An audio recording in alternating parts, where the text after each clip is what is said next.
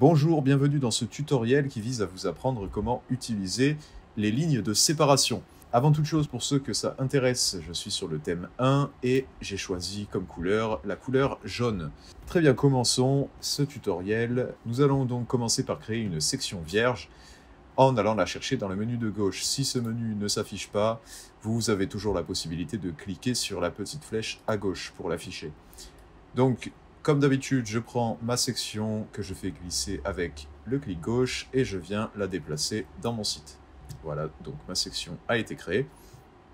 Et je peux désormais ajouter ma ligne de séparation entre mes deux sections.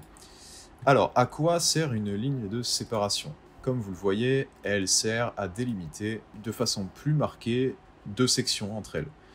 D'habitude, quand on a deux sections séparées, elles sont séparées uniquement par un espace blanc. Il n'y a rien entre les deux, mais justement, la ligne de séparation va faire en sorte qu'il y ait une ligne entre les deux sections, ce qui permet de marquer un peu plus la séparation entre deux sections. Vous pouvez la redimensionner de manière verticale et de manière horizontale.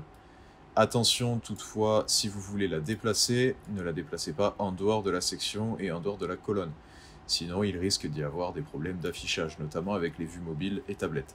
Vous avez, comme d'habitude, la possibilité d'ajouter une animation à cette ligne de séparation avec la petite icône en forme d'étoile.